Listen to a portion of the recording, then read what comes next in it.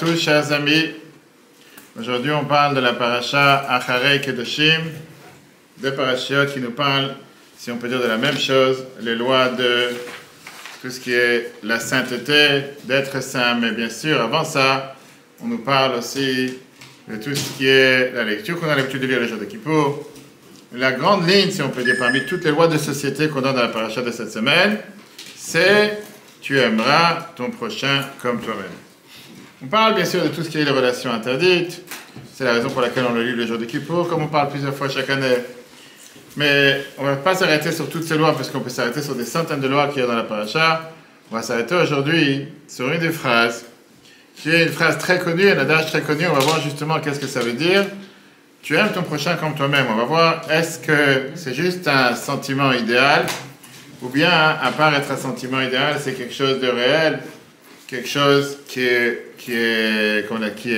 praticable, quelque chose qui peut être en application. On verra est-ce que ça parle par rapport à tout le monde, ou est-ce que certaines personnes, on verra qu'est-ce que ça veut dire aimer, comment être amené à aimer des personnes difficiles. Et on rencontre tous des personnes difficiles dans la vie de tous les jours. Ça peut être des personnes difficiles dans le travail, ça peut être des personnes difficiles dans la société, ça peut être parfois des personnes difficiles dans une famille, qui parfois tu n'as pas le choix que de vivre avec, que ce soit des relations lointaines, et qu'il faut parfois se forcer à aimer. On ne parle pas maintenant de faire semblant, d'accord? On ne parle pas d'être hypocrite, c'est pas de ça qu'on parle.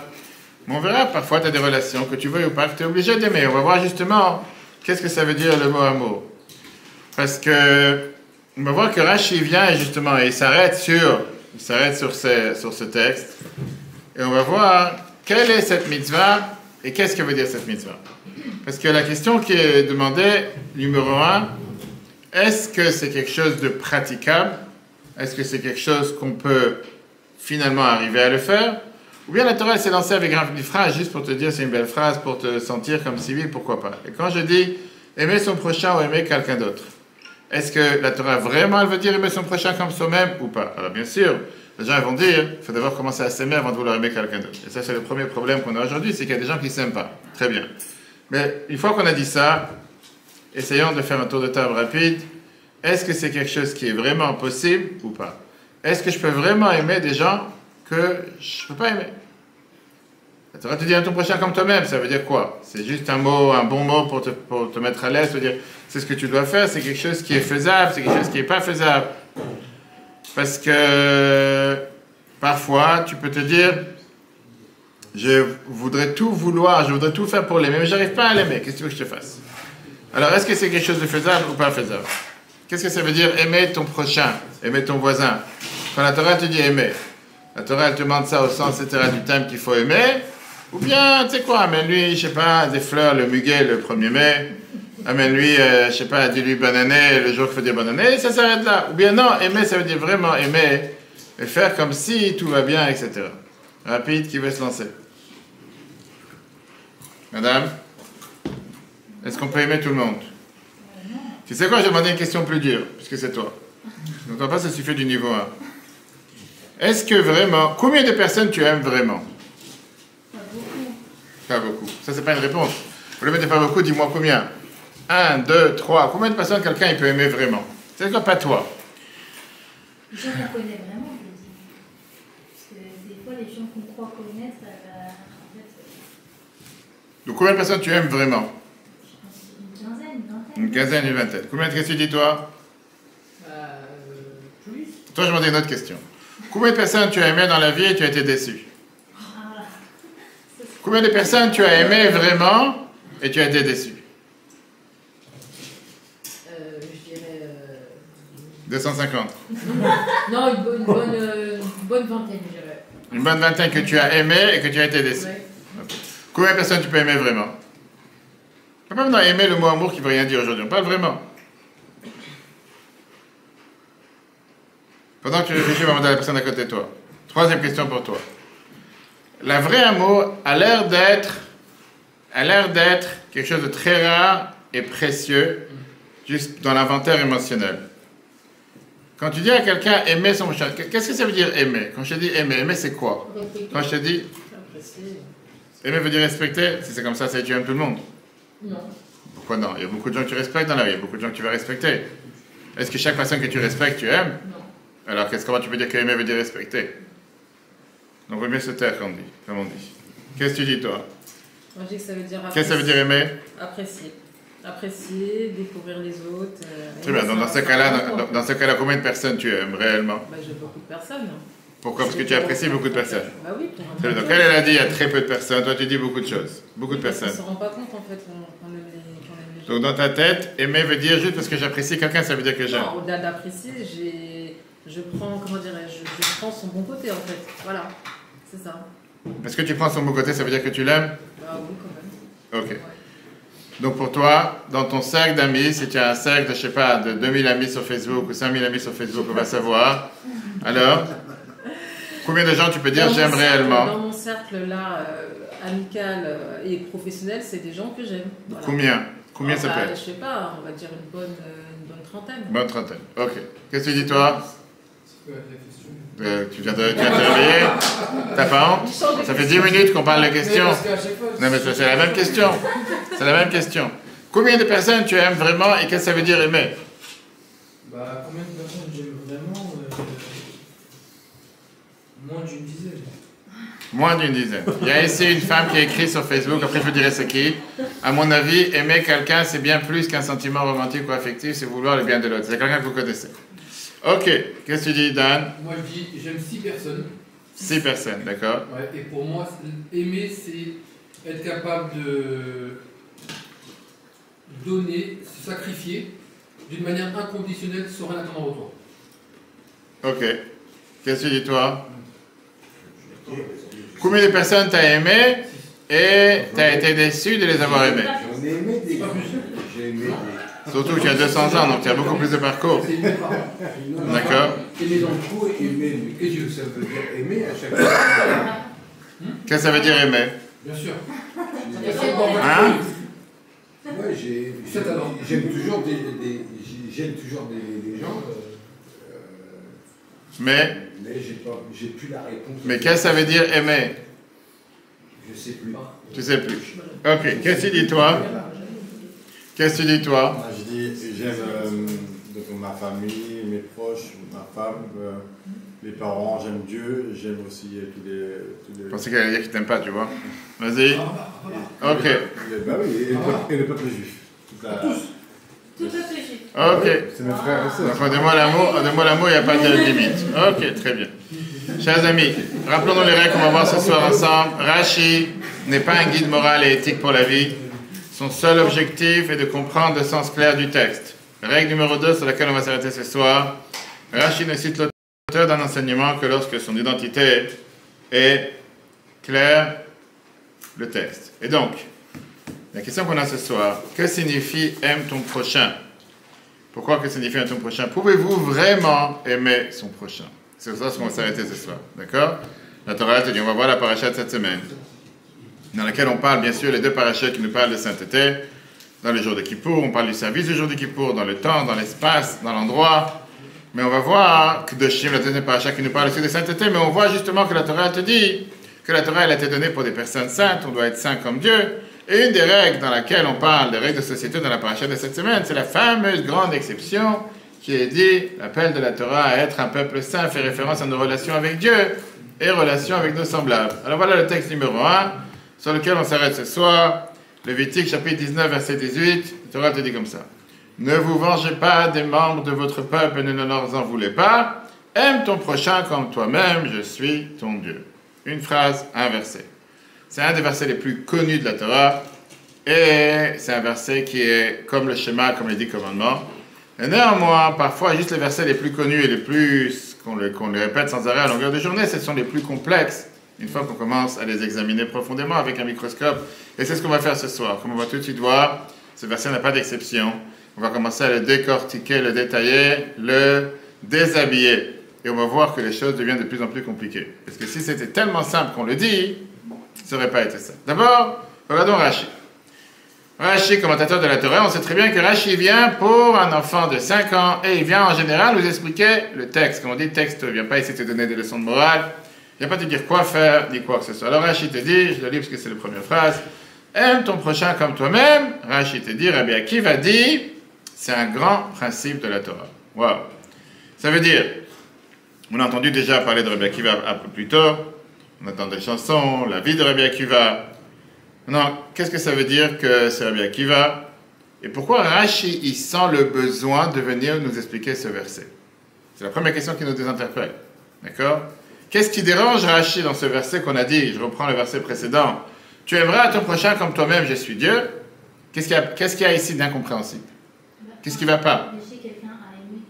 Très bien. Tu veux dire, j'ai un problème avec est-ce que tu peux obliger quelqu'un? Très bien. Qu'est-ce qui t'a répondu? Alors vas-y, disons, je prends ton approche. Comment tu peux obliger quelqu'un à aimer? Viens, Rashi te dit, puisque ça te dérange, le fait que j'oblige quelqu'un à aimer, Rashi te dit, sache une chose, c'est un grand principe de la Torah. Pourquoi tu m'as répondu à la question? Tu n'as pas répondu. Tu m'as pas répondu. Dans le verset, il n'y a pas écrit ne pas aimer. Il y a écrit ne vous vengez pas. Non. D'accord, ça c'est le début du verset. Nous, et après, aime ton prochain comme toi-même. C'est écrit clairement, c'est un ordre. Aime ton prochain comme toi-même. D'accord? Et justement, le Siftei Chachamim, qui est Rav Shai Taibas, qui est décédé en 1718, il vient et il adresse cette question qu'on vient de demander. Et il te dit comme ça, vas-y Mordechai, à toi de lire. Comme pour dire que toute la Torah est incluse dans cette mitzvah, c'est similaire à la déclaration de Hillel. Ne faites pas aux autres ce que vous ne voudriez pas qu'on fasse à vous-même. Viens le Siftei Chachamim et te dit pourquoi Rashi te dit c'est une base générale de toute la Torah. C'est très simple. Parce qu'il te dit c'est comme on a vu avec Hillel, on va tout de suite voir la fameuse histoire avec Hillel et le faux converti ou le nouveau converti. Mais en tout cas, il vient et te dit c'est une base fondamentale. Ça équivaut toute la Torah, cette mitzvah. Quand tu fais cette mitzvah, en deux mots, tu as compris toute la Torah. Le fait de faire cette mitzvah, tu es déjà sur la bonne route, on va dire. Et le Siftei Chachamim te dit, il y avait un autre sage qui a exprimé cette mitzvah de manière identique, mais on va voir qu'il y a une énorme différence entre les deux. Et il dit c'était Hillel. C'était quoi l'histoire? La Gemara Shabbat. D'abord, la question qu'on a demandé à Avas Israël est si fondamentale qu'elle est assimilée à la Torah entière. À toi de lire, puisque c'est pour les païens. Vas-y. Talmud Shabbat 31.1. Il y a eu un incident impliquant un païen qui est venu devant Shammai et il dit convertissez-moi à condition que vous m'enseigniez toute la Torah en vous tenant sur un pied. Shammai le repoussa avec la coudée du constructeur à la main. C'est bon, tu peux lire, oui, c'est bon. Le même païen est venu avant Hillel. Hillel le convertit et lui enseigna ce que vous êtes au Dieu, ne le faites pas à un autre, c'est toute la Torah, le reste n'est que commentaire, allez étudier. La différence entre Hillel et Shammai, il est parti voir Shammai, il a dit apprends-moi toute la Torah sur un pied, il a dit va jouer, il a poussé jusqu'au bout du couloir, on dit que s'il n'y avait pas un mur, il serait encore en train de courir, et il est parti voir Hillel, il lui a dit c'est très simple, ça c'est toute la Torah. Ce que tu n'aimes pas qu'on te fasse, ne fais pas aux autres, tout le reste c'est des commentaires. Maintenant, avant de continuer, quelle est la nuance, différence entre Rashi et la Gemara qu'on vient de voir? Ce qu'il a dit, pardon, ce que Rabbi Akiva il a dit. Je répète, on a vu tout à l'heure, Rabbi Akiva, si on revient en arrière, Rabbi Akiva il a dit quoi? C'est un grand principe de la Torah. Ça, c'est ce que Rashi nous a amené, tu aimeras ton prochain comme toi-même. Qu'est-ce qu'il dit Hillel? C'est toute la Torah. C'est quoi la différence? C'est qu'il y en a un, il dit c'est un des grands principes, et l'autre il dit c'est... Magnifique. La grande différence, c'est qu'un, il te dit que c'est un principe de la Torah, un grand principe, c'est une grande règle, alors que Hillel, il vient et te dit c'est toute la Torah. D'accord? Une énorme différence.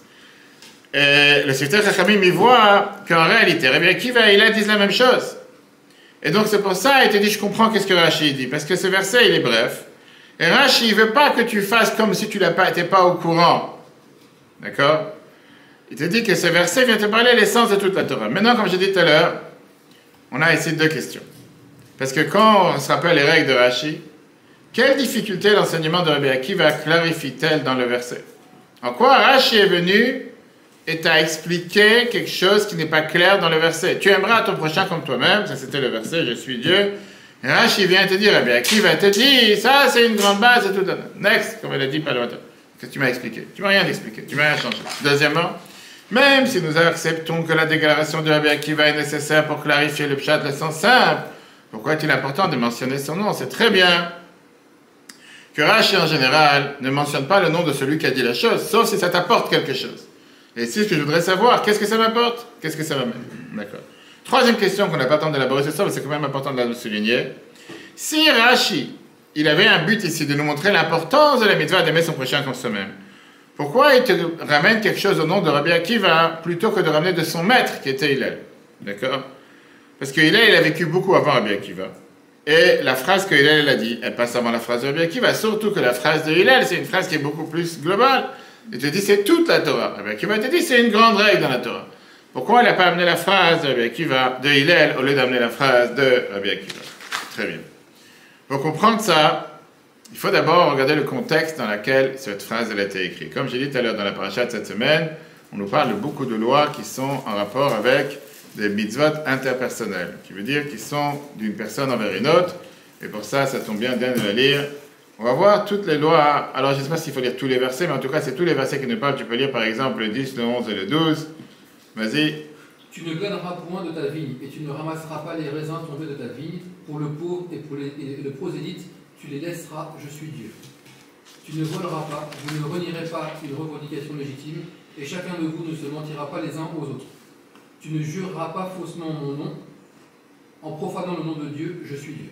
Vas-y, continue le trait si tu veux, tu ne retiendras point le salaire de ton prochain, et tu ne voleras point. Il ne restera pas la suite, le salaire d'un journalier, en le gardant... La nuit, ne restera pas la nuit. Ah, la nuit. Le salaire d'un journalier, en le gardant en votre possession jusqu'au matin. En gros, tu dois payer quelqu'un que tu dois quelque chose le jour même, etc. Bref, il y en a encore beaucoup d'autres.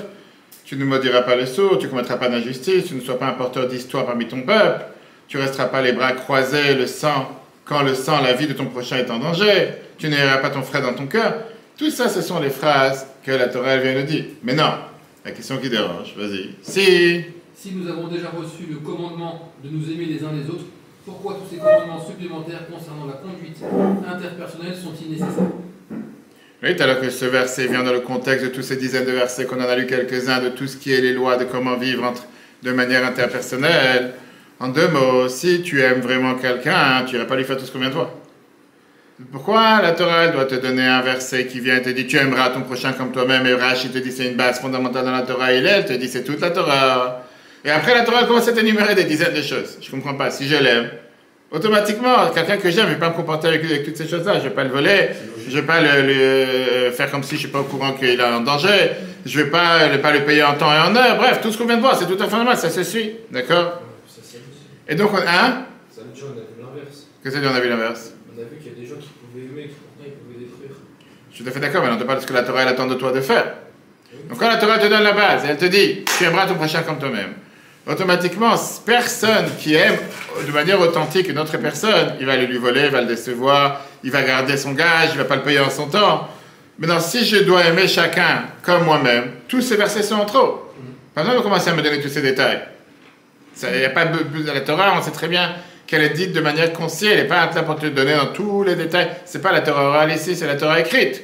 La Torah orale, après, elle va t'expliquer tout ce que ça inclut, ce verset, si tu veux. Mais dans la Torah écrite, j'ai besoin de tout détailler. Maintenant, comme je dis, ce n'est pas que ici que la Torah te donne des mitzvot interpersonnels. Si déjà on a le devoir d'aimer l'un l'autre, apparemment toutes ces lois, ils sont en plus. Et c'est là la raison numéro 1 pourquoi Rashi vient nous donner d'abord l'explication, et après nous donner le nom. Et quelle est la base? Regardons ici. Rashi explique que aime ton prochain comme toi-même n'est pas simplement une autre mitzvah, c'est un principe de base. Comme on l'a dit tout à l'heure, à la fin du cours, on va être beaucoup plus intelligent qu'au début, mais on va voir justement quelle différence quand je te dis que quelque chose c'est une mitzvah et quelque chose c'est un principe. Un principe, c'est Qui veut se lancer? Avec le cœur. Et le reste, c'est quoi? C'est fait avec quoi? Avec les pieds? c'est moral. Voilà. Le principe, c'est une règle de base. Principe, c'est une règle de base. Et mitzvah, c'est quoi? C'est quelque chose qu'on nous a dit. Voilà. C'est du plus. Oui, c'est du plus. C'est ça dire du plus. C'est quoi une mitzvah? C'est C'est un ordre. C'est une bonne action. Mitzvah, c'est quoi? C'est pas une bonne action. Tu dis tu aimeras ton prochain comme toi-même. C'est quoi? C'est une mitzvah, c'est un ordre. Oui, c'est D'accord? avoir quelque chose de bien. Je fais le contraire. Très bien. Alors, quelle différence entre une mitzvah et un principe? Un principe, ça peut avoir un aspect négatif. On parle dans ici. C'est des valeurs aussi. C'est les valeurs. Nous, alors, quelle différence entre les deux? C'est ce qu'on va voir. Et pour comprendre ça, on va examiner ce soir un autre cas de la Torah très riche, dans laquelle on voit comment la Torah elle te donne un principe, et après elle t'énumère beaucoup de détails. Tout le monde sait, et ça c'est très intéressant comme sujet, mais ce n'est pas les sujets essentiels de ce soir, mais ça nous donne beaucoup de réponses à des questions que les gens se demandent. Tout le monde sait c'est quoi Shabbat. Et là vient le grand problème. Quand je demande à une personne, décris-moi en un mot, qu'est-ce que c'est Shabbat? En préparant le cours, je me suis dit, je vais voir qui va répondre quoi. Pas prophète, on connaît un peu. Maintenant, quand je te demande c'est quoi Shabbat, qu'est-ce que tu me réponds en un mot, toi? Repos. Qu'est-ce que tu dis toi? Un jour saint. Je savais que déjà qui allait répondre quoi. Ok, qu'est-ce que tu réponds toi? La joie. La joie. C'est-à-dire que toute la semaine t'es malheureuse et Shabbat t'es joyeux. Vendredi soir, je suis heureuse. Ouais. D'accord, ok. Qu'est-ce que tu dis toi?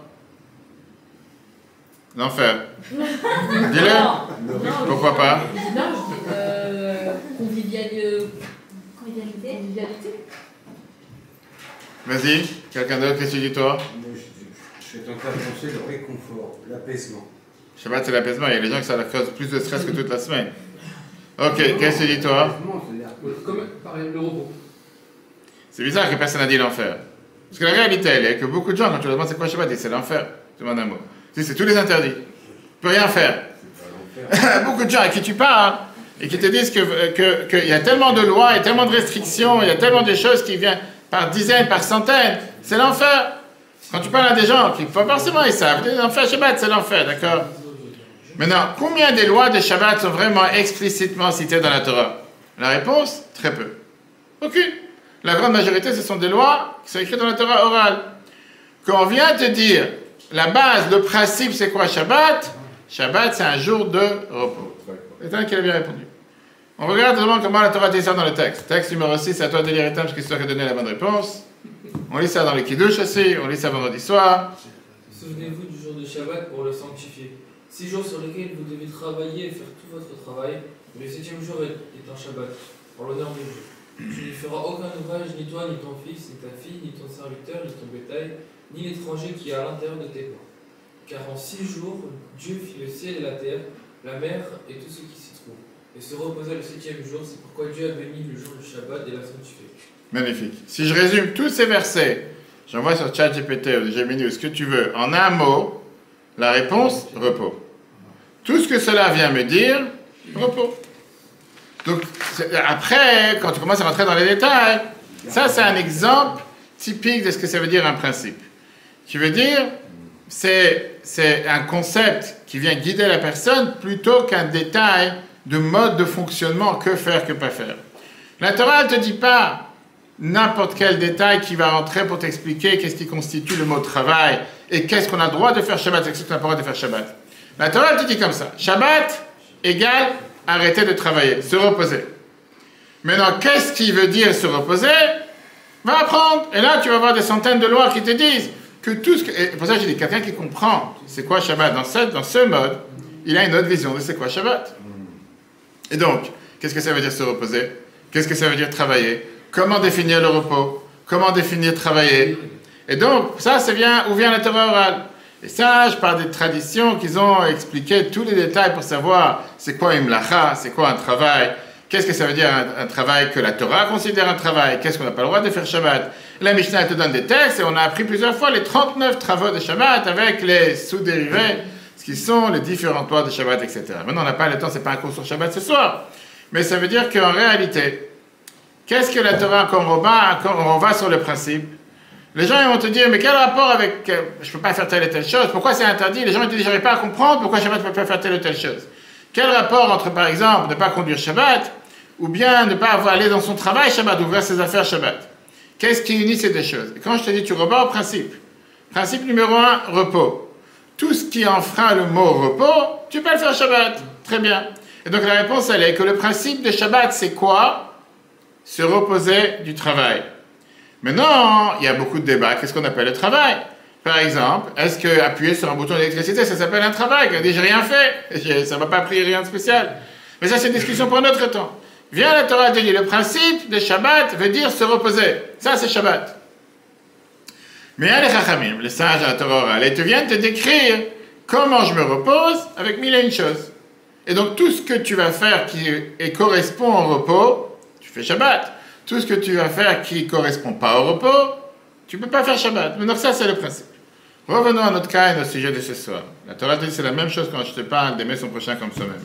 Ce n'est pas juste une mitzvah parmi les autres mitzvot. Ce n'est pas juste une mitzvah qui vient, mais c'est un principe qui vient inclure à l'intérieur beaucoup d'autres détails de relations interpersonnelles entre les humains.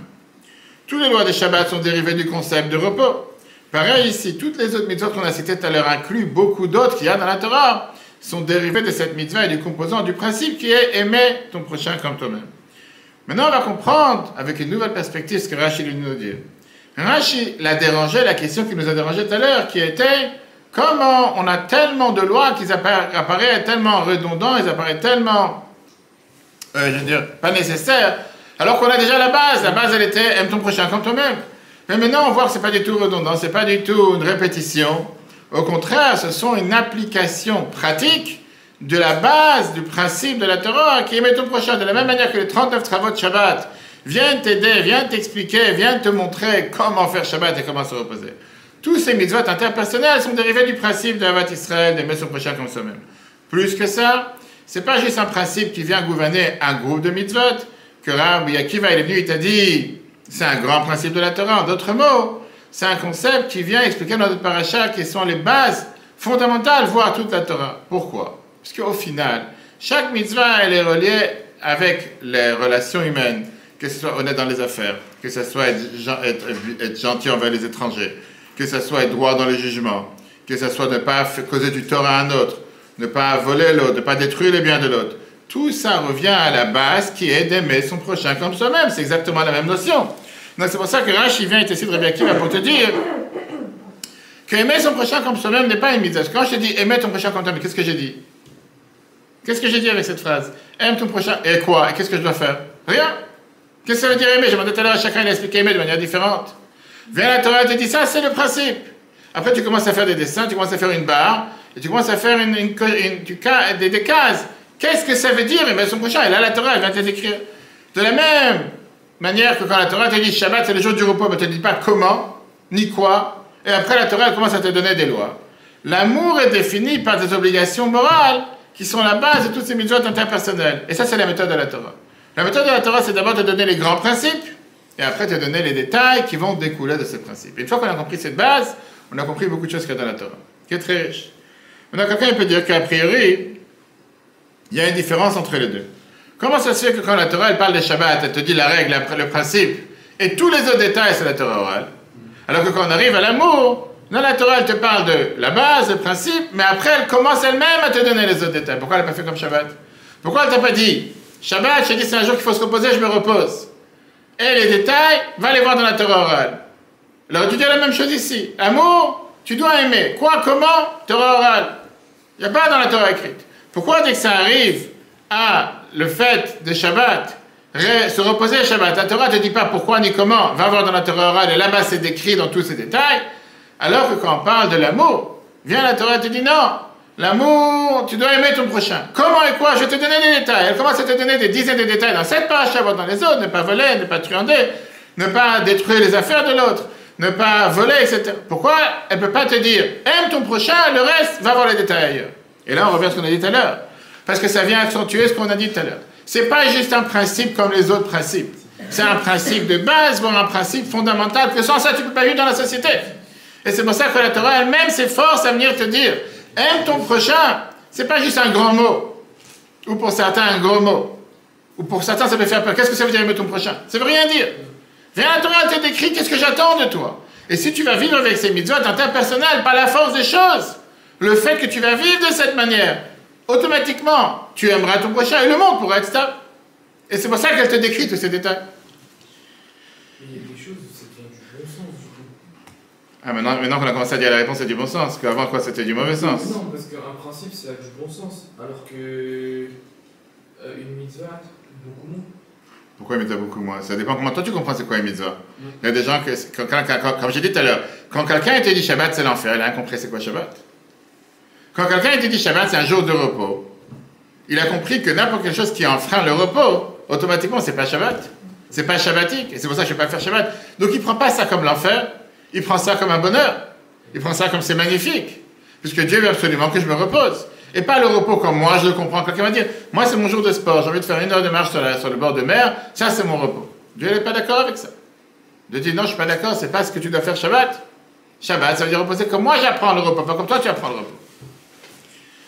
Et donc, Rashi, on vient de voir ici, que Rashi apporte l'enseignement de Rabbi Akiva, pourquoi? Pour clarifier pourquoi il y a tant de méthodes concernant les relations interpersonnelles. Ces méthodes ne sont pas du tout redondantes, ce sont plutôt des applications pratiques du grand principe de la Torah qui est Avat Israël.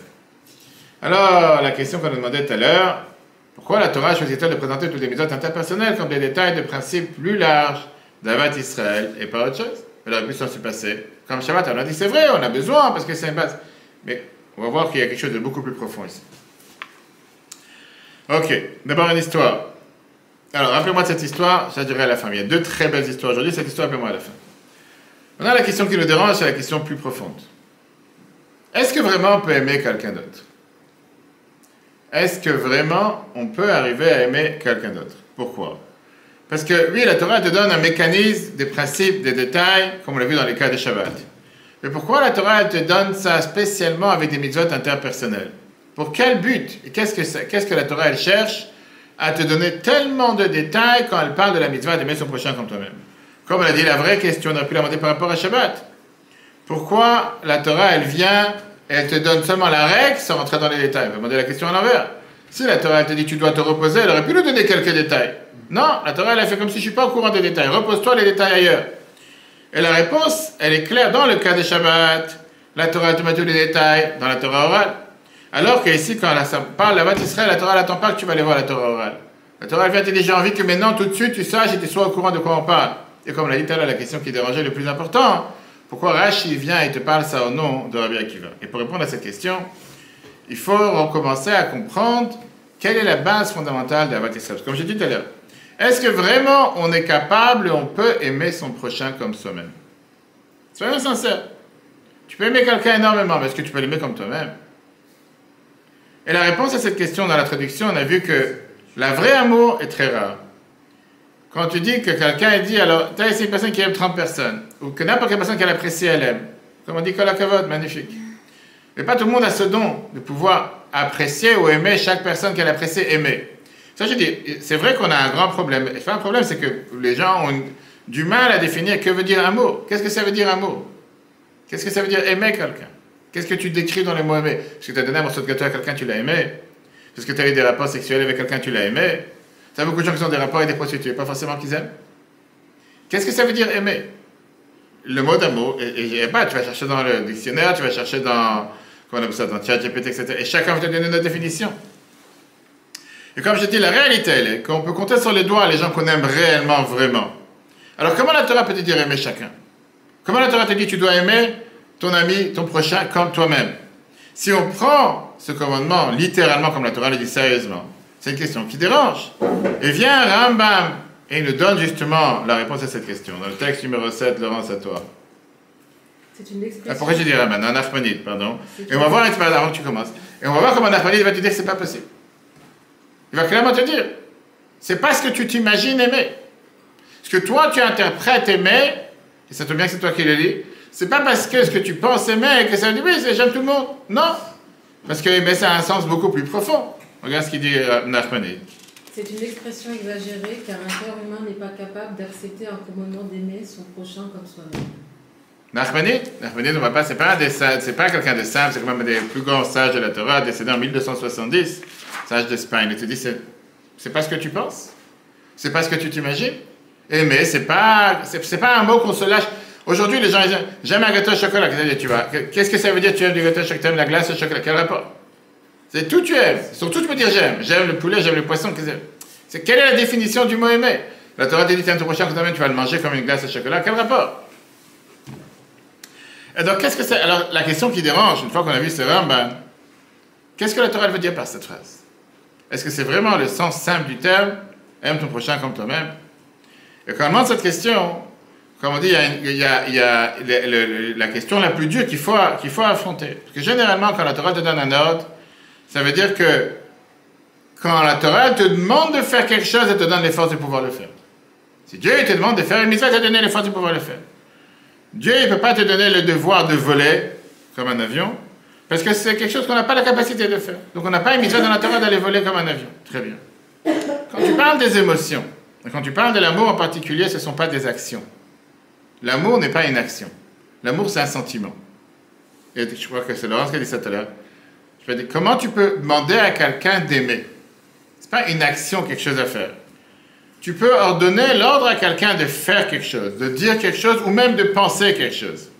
Mais de ressentir quelque chose, c'est la fameuse question que tout le monde demande. Ça, c'est quelque chose qui est au-delà du domaine du commandement. C'est la fameuse question qu'on dit sur le schéma. Comment on dit tous les jours dans le schéma? Ve'ahavta et Hashem Elokecha. Tu aimeras Dieu ton Dieu. C'est un ordre. Qu'est-ce que ça veut dire tu aimeras? Et si je n'ai pas envie, tu peux me forcer à aimer quelqu'un. Comme j'ai dit tout à l'heure, qu'est-ce que ça veut dire aimer? Aimer veut dire embrasser? Non. Aimer veut dire toucher? Quel rapport?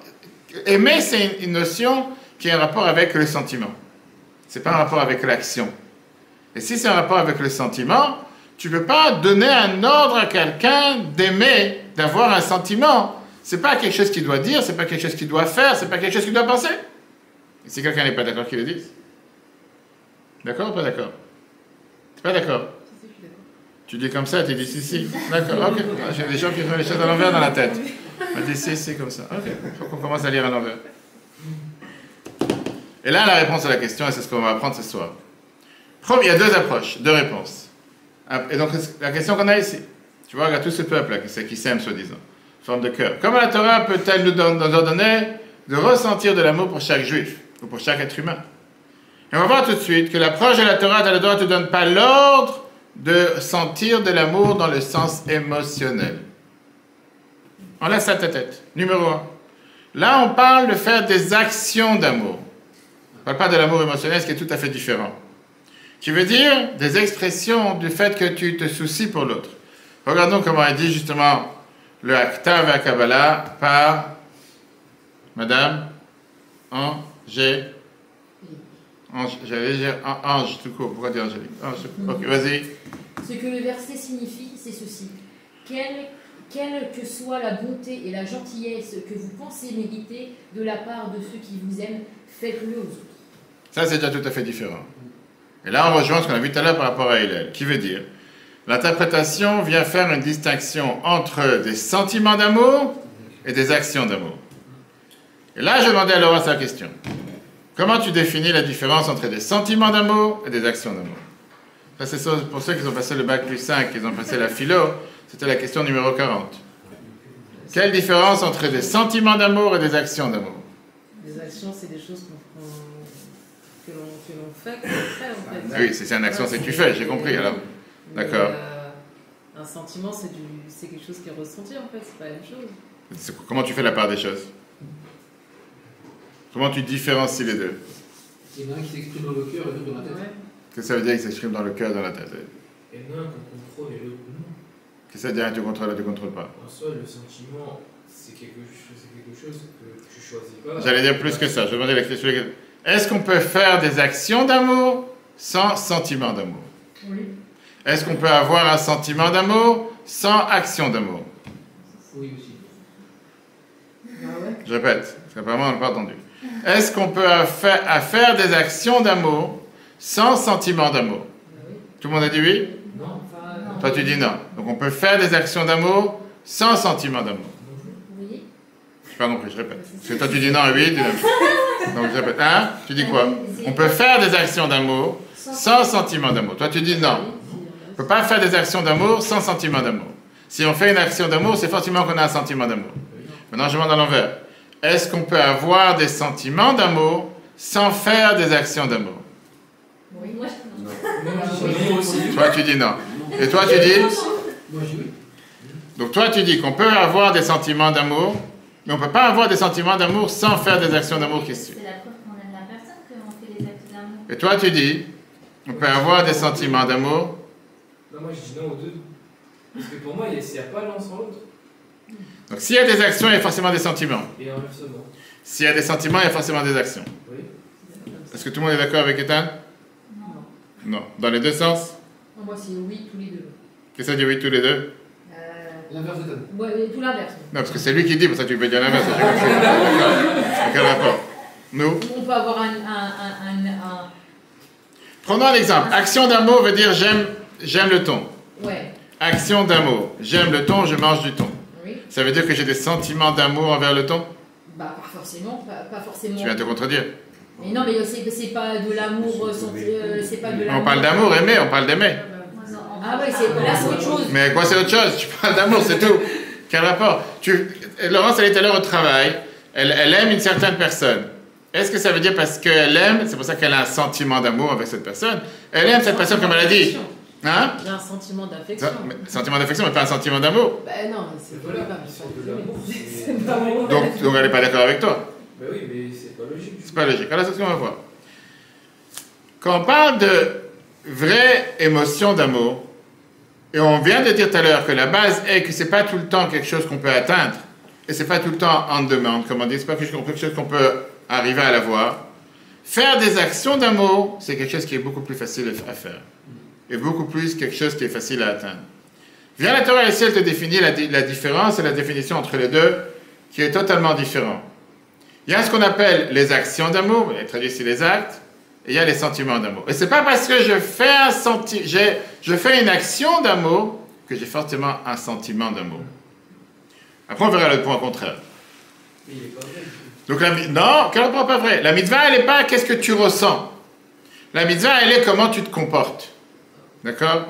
On est tous capables de s'occuper ou de traiter ou d'avoir affaire avec les autres de la manière comme on aurait voulu que les autres ont affaire avec nous. Je parlais poliment avec une personne parce que je n'ai pas envie que la personne me crache dessus. Ça, c'est ce qu'on appelle une action d'amour. C'est pas forcément que j'ai un sentiment d'amour, d'accord? Mais non, parfois c'est même quelque chose qui nous met au défi, c'est pas facile à faire, mais on peut le faire. Le problème qu'on a avec cette explication, c'est que ça traduit le mot amour de manière non littérale, qui veut dire que c'est pas le sens simple du verset. Ça veut dire que quand la Torah te dit « aime ton prochain comme toi-même », c'est pas une instruction d'avoir une émotion d'amour envers l'autre, mais plutôt de fantômer, si on peut dire l'autre, fantômer cette action, de mots de faire comme si j'aime l'autre, par ça je fais une action d'amour, mais je n'ai pas forcément un sentiment d'amour envers lui. Donc, comment on sentir l'amour pour chaque personne? La Torah nous demande d'accomplir des actes d'amour et de traiter les autres de la manière dont nous voudrions être traités. Mais après, il y a la deuxième approche. La deuxième approche qui est, la Torah nous demande de maintenir un état d'esprit de bonne volonté, de véritable souci du bien-être de l'autre. Ça, c'est déjà un niveau beaucoup plus haut, qui est ce qu'on appelle une attitude d'amour, qui est un sentiment d'amour. Cette approche, c'est une approche qui vient adresser ces difficultés. Parce que, à la place de réduire la mitzvah seulement à des actions, cette perspective, ça demande déjà d'avoir une attitude d'amour profonde. Et comme certains ont dit tout à l'heure, tu peux très bien avoir une action d'amour et pas forcément avoir un sentiment d'amour. Tu peux très bien avoir une action d'amour envers une chose, envers une personne, envers autrui, que ce soit quelqu'un de proche ou de loin, et tu n'as pas forcément un sentiment d'amour envers lui. C'est quelque chose de totalement différent. Alors comme j'ai dit, ce n'est pas un amour émotionnel, mais ça demande d'avoir ce qu'on appelle une approche qui est sincère pour se soucier du bien-être de l'autre. Et maintenant on revient à ce qu'elle a dit tout à l'heure Laurence, avec le Ramban. Qu'est-ce qu'on a dit que Ramban a dit tout à l'heure? C'est quelque chose qui est inatteignable. Mais Ramban continue, dans le texte numéro 9, où on en tient, vas-y, parle-moi. Le commandement de la Torah signifie que l'on doit aimer l'autre en toutes choses comme on aime tout bien pour soi-même. Qu'est-ce que ça veut dire alors, aimer l'autre comme tu aurais aimé pour toi-même? En deux mots, je ne vais pas te claquer la porte à la figure quand tu sors. Parce que j'ai pas envie que quand je sors, tu me claques la porte à la figure. Maintenant, ça veut dire quoi? Que je le fais parce que j'ai un sentiment d'amour envers toi? Non, mais c'est parce que... Pas forcément. Mais je fais quelque chose envers l'autre. Parce que je m'imagine que moi, je n'aurais pas voulu qu'on me fasse le contraire. Pour ça, je le fais envers l'autre. D'accord? La même chose, on a ici dans les Ibn Ezra. Ici, le même paragraphe. Dis la suite. Vas-y, toi. Cela signifie que vous devez aimer ce qui est bon pour votre ami comme vous le faites pour vous-même. Très bien. Donc pour l'instant, c'est basique, c'est simple, c'est pas... Au départ, on a vu comment tu peux aimer, comment tu peux te forcer à aimer. C'est des notions en réalité qu'on a tout à l'heure, qui sont de base. On ne va pas essayer de monter au ciel. Très bien. Donc ces deux commentateurs, que ce soit les Ibn Ezra et Ramban Nachmanide, ils viennent te montrer comment avoir et développer de l'amour envers l'autre. La mitzvah n'est pas seulement d'agir avec bonté envers l'autre, mais cultiver un désir authentique pour le bien-être de l'autre, tout simplement. C'est bien illustrer la différence des deux approches avec un exemple qu'on peut tous s'identifier dans cet exemple. Tu ne veux pas supporter ton voisin. Quelqu'un m'a écrit hier, depuis qu'on a déménagé dans cette maison, on n'a que des problèmes de voisinage. Ok, très bien. Juste le voir, te met en panique, te met en colère. Tu commences à avoir une allergie, tu développes des plaques. Bien fou, d'accord? Maintenant, tu entends que ton voisin, il a passé quelque chose de difficile. Il a passé une maladie, que tu es en présence, il a passé quelque chose de difficile. Malgré les sentiments normaux que tu as envers lui, tu vas essayer ce qu'on appelle de faire comme si, même à contre-cœur, faire des gâteaux pour lui. Et tu vas taper à la porte ou pas, tu vas les laisser devant sa porte. Tu as entendu que sa femme, elle a eu la maladie, que lui, il a eu la maladie. J'ai eu ce cas avec notre voisin qui était à la maison, c'était une femme musulmane, 34 ans, qui est décédée depuis. On n'avait rien contre eux. Mais c'est vrai qu'ils étaient plusieurs personnes avec des voiles qui sortaient, etc. Ça ne nous dérangeait pas, chacun fait sa vie, il ne dérangeait pas personne. Dire qu'on était amis, on n'était pas amis. Bonjour, au revoir, c'est tout. On a appris qu'elle a eu la maladie, ça nous a fait de la peine. Quand on a appris qu'elle est décédée, ça nous a fait encore plus de la peine. On a donné la brochure qu'on donne à chacun, la vie, le sens après la vie, etc. J'ai donné au mari avec l'aide de condoléances. Une jeune femme, 34 ans. Est-ce que pour ça j'ai développé un sentiment d'amour envers elle? Mais j'ai fait une action d'amour, c'est tout à fait normal en tant qu'être humain. C'était pas mon meilleur voisin avec qui j'allais me rencontrer tous les jours et discuter. C'était pas un ennemi non plus. C'était bonjour, au revoir, sans plus. Mais quand j'ai appris qu'ils ont passé un moment difficile, automatiquement je suis parti faire cette action d'amour, ce qui est tout à fait normal. Maintenant, d'après le premier approche, donc cette question que vous m'avez demandé, tu ne veux pas le supporter, tu ne veux pas le voir, tu entends qu'il passe un moment difficile. Est-ce que tu es parti, tu lui as mis des gâteaux à la porte? Qu'est-ce que tu as fait avec ça? D'après le premier approche qu'on a dit tout à l'heure, tu as fait la mitzvah. L'action, elle a été faite. Maintenant, c'est vrai que ça aurait été mieux si tu n'aurais pas nourri ce ressentiment que tu as, mais la mitzvah, elle est faite. Tu as fait une action d'amour. D'après le deuxième approche, tu n'as pas vraiment totalement fait la mitzvah, parce que la mitzvah te demande d'avoir un changement interne. Un changement interne et un ajustement dans ton attitude. Ça ne veut pas dire que tu vas développer une affection profonde pour ton voisin. Mais tu dois développer un sentiment de bonne volonté, authentique pour son bien-être. Parce que tu t'inquiètes pour son bien-être, tu t'inquiètes vraiment pour son bien-être. Et ça, c'est comme on l'a dit tout à l'heure, ce commandement que la Torah vient te parler, qu'on a dit, c'est comment tu peux demander un commandement sur un sentiment, finalement, va te amener à amener ton prochain comme toi-même. On est obligé de le comprendre de manière non littérale. Bien sûr qu'un amour inconditionnel pour chaque être humain n'est pas une expectation réalistique pour qui que ce soit. Il ne faut pas se voiler la face, ce n'est pas quelque chose qu'on peut faire. Mais la Torah, elle te demande de développer une mentalité d'inquiétude, de concern, de vouloir le bien-être de l'autre, et de vouloir agir envers l'autre de la même manière que tu aurais voulu qu'on agisse envers toi. Donc comment sentir l'approche, comment sentir l'amour pour chaque personne, pour chaque juif? La Torah attend de nous que nous atteignions un amour authentique et sincère pour notre compatriote juif. Cela se fait par l'action, en s'engageant activement dans toutes ces mitzvot interpersonnelles. Une personne atteindra la véritable amour. La Torah te décrit. Ne va pas voler l'autre, ne va pas truander l'autre, paye son salaire en son temps, tout ce qu'on a décidé tout à l'heure. Automatiquement. Pourquoi? Parce que tout ça, c'est pour vivre dans une société normale. Tu veux pas qu'on te fasse du mal, ne fais pas du mal à l'autre. Et la vie est belle. Et tout le monde dit comme il faut. Maintenant, regardons c'est quoi la nouveauté de Rashi. Parce qu'encore une fois, Rashi comprend les défis qu'il y a, les défis fondamentaux qu'on a dans ce texte. Comment vraiment tu peux aimer quelqu'un d'autre? Comment on peut te donner un ordre d'aimer quelqu'un d'autre? Et Rashi, il vient ici, il va te développer ce qu'on appelle une troisième approche. Troisième perspective avec ce qu'il nous a dit. Parce que tout à l'heure, on a demandé qu'est-ce qu'il y a de difficile à comprendre dans ce texte. Et Rashi vient, il doit te l'expliquer. Tu aimeras ton prochain comme toi-même. C'est quelque chose qui est facile à comprendre. D'après Rashi, le fait que la Torah te donne toutes ces mitzvot interpersonnelles sous sous le parapluie ou sous le drapeau de aimer ton prochain comme toi-même, la Torah elle te dit que ce n'est pas seulement un idéal, mais c'est une méthode. Rappelez-vous les histoires qu'on avait vues dans le passé, comme Rabbi disait avec une femme qui se disait qu'elle est tellement égoïste et qu'elle pense qu'à elle-même. Qu'est-ce que Rabbi lui a dit? Comment tu vas changer? Pas par ça que tu vas changer ton mental. Le mental, tu ne vas pas le changer. Dans l'action. À travers ton action, ton mental, il va changer. Donc c'est exactement la même chose. Le sens de cette mitzvah n'est pas seulement de faire des actions d'amour, ou bien de cultiver une attitude de bon vouloir envers l'autre. Mais au contraire, c'est de pouvoir développer à l'intérieur de toi-même une sincère, authentique amour pour quelqu'un d'autre. Comment tu peux obtenir une chose pareille? Viens, Rachid te dit, c'est à travers l'action. Par ça que tu t'engages dans toutes ces mitzvot interpersonnelles, tu vas arriver à obtenir le vrai amour. Et ça peut être envers n'importe quelle personne. Envers un enfant, envers un parent, envers qui que ce soit. Une personne que tu as des difficultés à aimer. Commence à agir envers cette personne avec des actions concrètes d'amour, et automatiquement tu vas réussir à l'aimer. Et comme la Torah te dit, Miklalen atachame alav. Du 8, tu comprends le nom. Que quand quelqu'un ne fait pas des actions d'amour envers toi, tu peux te poser des questions si la personne ne t'aime vraiment ou pas.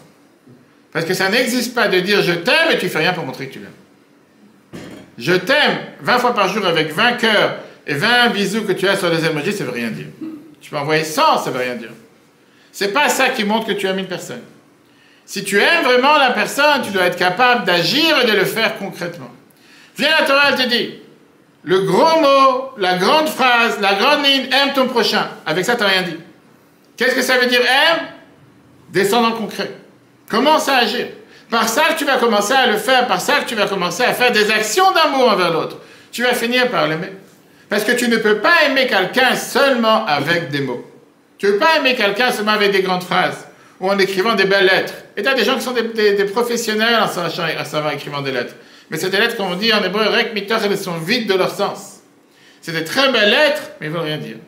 La personne ne pense pas un instant à ce qu'il a écrit. Et en plus, aujourd'hui, tu peux écrire, tu as peut-être même pas pensé à ce que tu voulais dire. Tu veux vraiment aimer l'autre, viens la Torah te dit, comment Rashi te dit, c'est par ça que tu vas agir, par ça que tu vas agir automatiquement. Tu vas créer ce contexte d'amour, tu vas montrer comment tu aimes, et tu vas finir réellement par l'aimer. Par ça que tu ne vas pas parler du bavardage, par ça que tu ne vas pas avoir de ressentiment envers l'autre, par ça que tu vas lui rendre son gage dans la journée, par ça que tu vas lui payer son salaire dans la journée, par ça que tu vas constamment faire des actes de bonté envers l'autre. Tu es en train de nourrir et développer et internaliser cet amour et finalement renforcer cet amour. Et avec le temps, ce comportement de ta part change tes émotions et fait cet amour un amour durable sur le long terme. Et ça, c'est un des conseils que Rabbi nous dit tout de suite dans le prochain paragraphe, pour le couple, pour la société, pour les personnes qui sont difficiles à avoir. Quand on parle dans la société, dans la communauté en général, les gens, comment tu peux aimer quelqu'un qui n'est pas pratiquant? Comment tu peux aimer quelqu'un qui n'est pas religieux?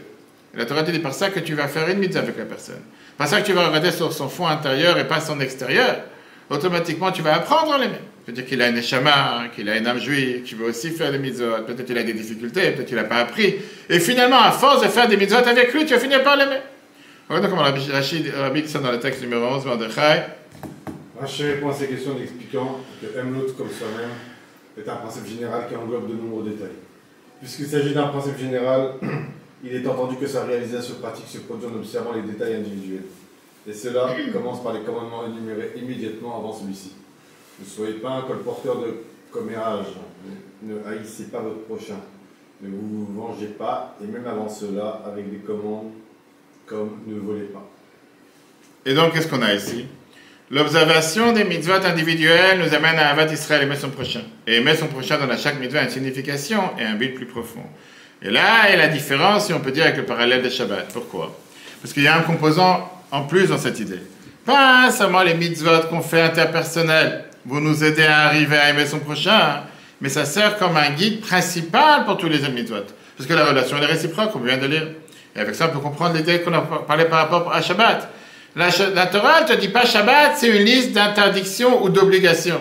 Il s'agit tout à l'heure, les gens qui comprennent mal, c'est quoi Shabbat? L'enfer. Pour le Shabbat, je peux pas faire ça, je peux pas. C'est pas ça Shabbat. Les détails des Shabbat, les 30 travaux de Shabbat et tout ce qui se passe dans Shabbat, tout ça découle du principe général. Mais ça marche dans les deux directions. Par ça que je fais ces lois des Shabbat, je peux atteindre le vrai repos. De l'autre côté, quand quelqu'un va suivre les lois des Shabbat, avec ce principe dans la base, dans la tête qui est se reposer, automatiquement, toutes ces lois, ils sont faciles à comprendre. Pourquoi c'est interdit? Pourquoi je ne peux pas travailler Shabbat? Parce qu'une fois que j'ai internalisé le message que Shabbat c'est un jour de repos, chaque détail devient un détail comment atteindre et obtenir le repos que la Torah attend de moi d'avoir.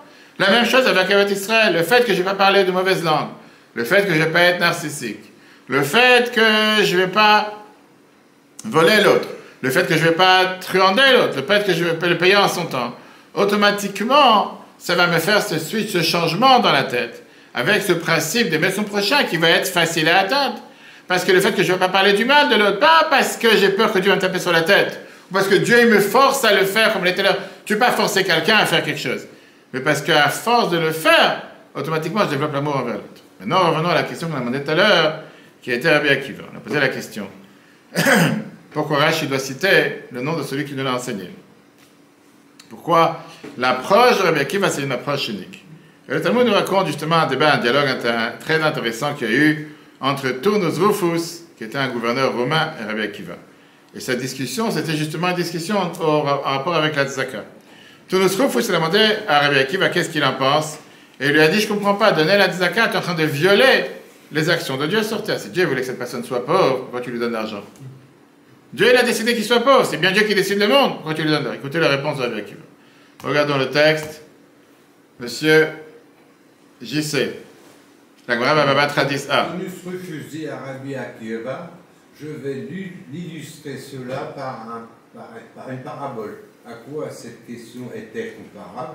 C'est comparable à un roi de chair et de sang qui s'est mis en colère contre son esclave et l'a mis en prison et a ordonné qu'on ne le nourrisse pas et ne le donne pas à boire. Puis une personne s'est avancée et l'a nourri et lui a donné à boire.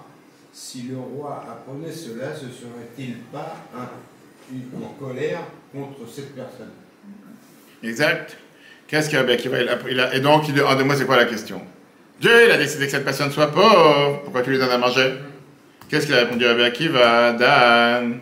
Rabbi Akiva dit à Turnus Dreyfus, je vais t'illustrer le contraire par une parabole différente. À quoi cette question est-elle comparable? À un roi de chair et de sang qui s'est mis en colère contre son fils, l'a mis en prison et l'a ordonné qu'on ne le nourrisse pas et ne donne pas à boire. Ensuite, une personne est allée de l'avant, l'a nourri et lui a donné à boire. Si le roi apprenait cela, une fois sa colère apaisée, ne réagirait-il pas en envoyant un cadeau à cette personne? Considérez que nous sommes appelés enfants, comme il est écrit, vous êtes les enfants de Dieu, Deutéronome 14. Magnifique. Quelle est la différence entre le parabole de Turnus Rufus, le gouverneur romain, et le parabole de Rabbi Akiva? La colère se maintient et l'autre. Il y a un détail qui change dans les... Il y en a, c'est un humain. Non, les 2 exemples dans les 2 paraboles sont les mêmes. Il y en a un, il y a un mot qui change entre les 2.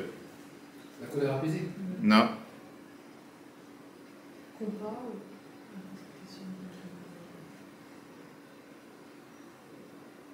Ça, c'est le précédent. Il y en a qui considèrent un esclave et l'autre comme un fils. Bravo. Et voilà toute ta réponse.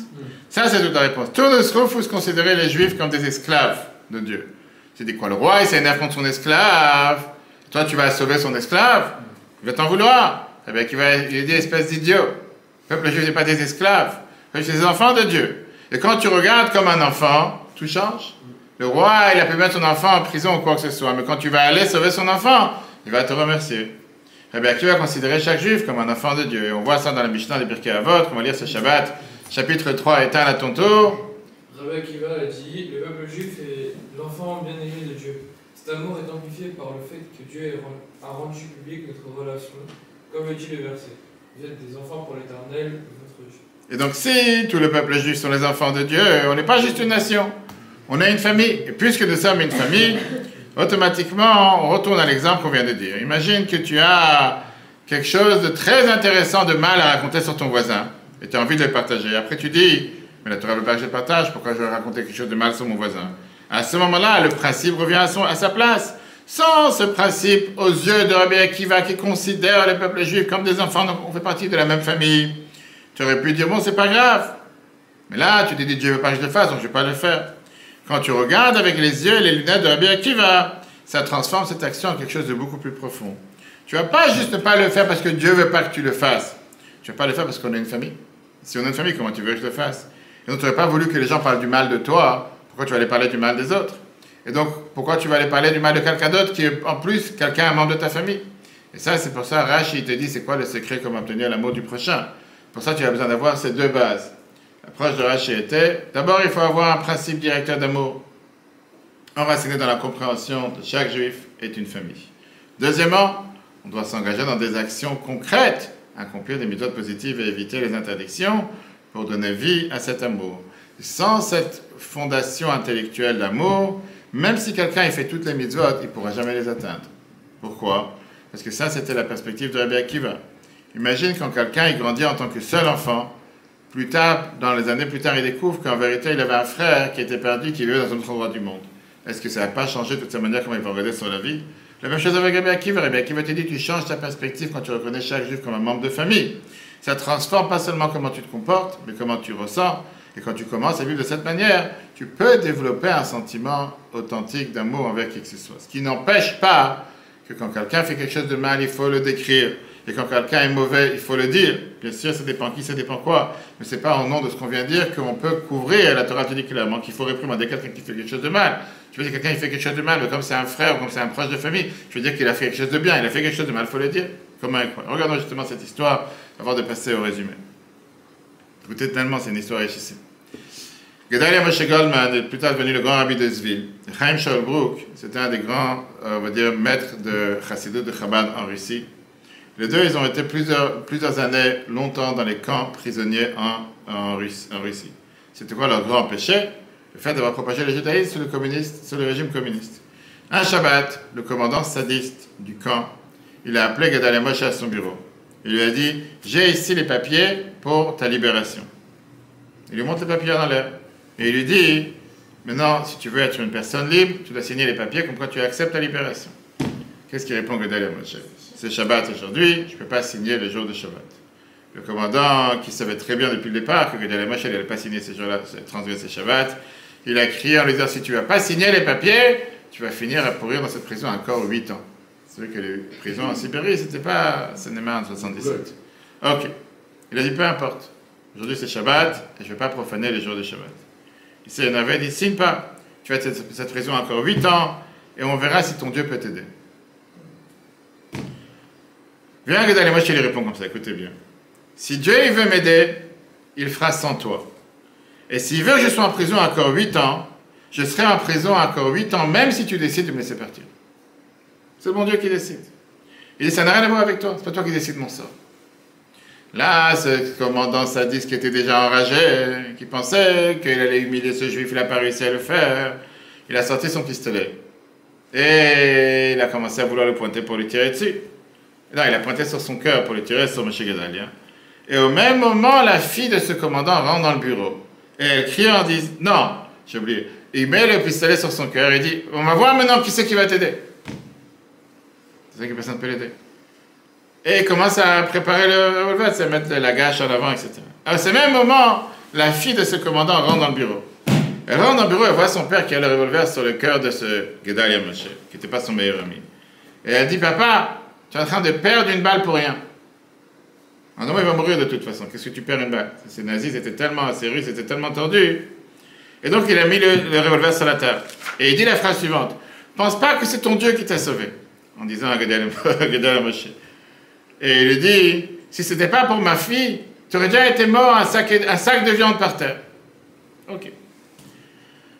Il va vers son garde, vers son gradé, et il lui dit, amène-moi l'autre juif tordu, Chaim Shaul, son copain. L'autre troublemaker, celui qui fait des problèmes. Quelques moments passent, Chaim Shaul rentre dans la salle. Et là, il est devant le bureau, à côté de Gedalia Moshe et son ami. Le commandant, il lui dit la même offre qu'il avait fait à son ami. Il lui dit, regarde, j'ai les papiers ici de ta libération, signe les papiers. Il dit, bien sûr que je ne peux pas signer. Chaim Shaul répond, aujourd'hui c'est Shabbat, et je ne peux pas violer le jour de Shabbat, je ne peux pas profaner, merci, le jour de Shabbat. Il lui dit, pas de souci, tu ne veux pas signer, tu vas rester ici encore 8 jours. Il dit, Shabbat, j'écris pas. Je reste encore 8 jours. Et tout d'un coup, 8 ans. 8 ans, pardon. Gedalia Moshe, son ami qui est à côté, il dit au commandant, donne-moi les papiers, je vais les signer. Pour son ami. Pour Chaim Shaul, son ami qui est à côté. Alors là, le commandant, il n'arrive pas à comprendre. Il lui dit, je ne comprends pas. Tu as dit tout à l'heure qu'aujourd'hui c'est Shabbat, tu ne vas pas signer.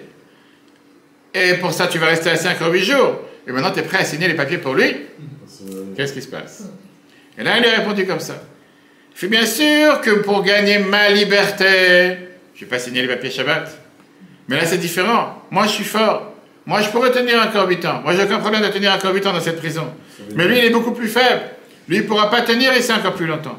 Et donc, ça sera dangereux pour lui de rester ici encore 8 ans. Puis quoi, Nefesh, sauver un autre juif, je suis prêt à profaner Shabbat pour un autre juif. Pour moi-même, laisse-moi tranquille.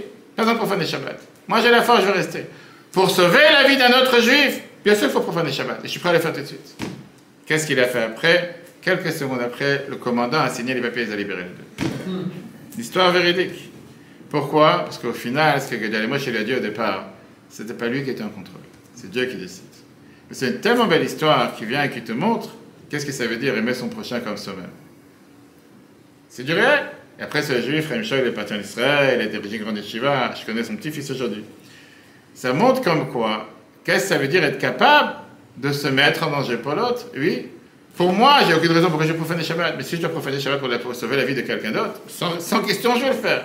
Et je dois le faire. C'est profané quand même s'il a signé. Alors c'est ça que j'allais te dire. La Torah te dit que Pikuach Nefesh, sauver la vie de quelqu'un d'autre, la Torah te dit c'est pas profaner. C'est la meilleure manière de faire Shabbat. La Torah te dit pas que tu as profané Shabbat en sauvant la vie de quelqu'un d'autre. Regardons le résumé, chers amis. La mitzvah d'aimer son prochain, les juifs n'est pas seulement l'un d'un nom, mais seulement l'une des nombreuses mitzvot, c'est un principe directeur qui informe et unifie tous les mitzvot interpersonnels. Rashi cite ici Rabbi Akiva pour répondre à la question de savoir pourquoi tant de mitzvot interpersonnels sont énumérés si nous avons déjà un seul commandement de s'aimer les uns les autres. Ils ne sont pas séparés, ils ont des expressions pratiques de cet amour. 3. Rabbi Akiva souligne que les juifs ne sont pas simplement des co-religionnaires, nous sommes tous des enfants de Dieu, faisant partie d'une seule famille. Reconnaître cela nous aide à prendre véritablement soin les uns des autres. 4. La Torah nous montre que le véritable amour ne s'obtient pas en attendant que les sentiments émergents, mais en accomplissant constamment des actes de bonté. Les actions nourrissent les émotions. Et enfin, lorsque nous cessons de bavarder, d'aider un autre juif ou de résister à la vengeance en sachant que cette personne fait partie de ta famille, cela change non seulement le comportement, mais le cœur lui-même. Si Dieu veut, la semaine prochaine, on parlera de notre sujet assez richissime, osez vous réinventer. Le vrai changement est inconfortable et c'est normal. Il n'y a pas de vrai changement qui est confortable, mais on ne doit pas avoir peur de vouloir se réinventer. Le cours en replay sur etora.fr. Et si Dieu veut, à la semaine prochaine. etora.fr, la Torah en live. Ce cours est proposé par etora.fr. Pour nous aider à continuer à diffuser les cours de Torah, vous pouvez faire même une petite contribution sur notre site www.etora.fr dans l'onglet « Faire un don ». Retrouvez-nous aussi sur les réseaux sociaux.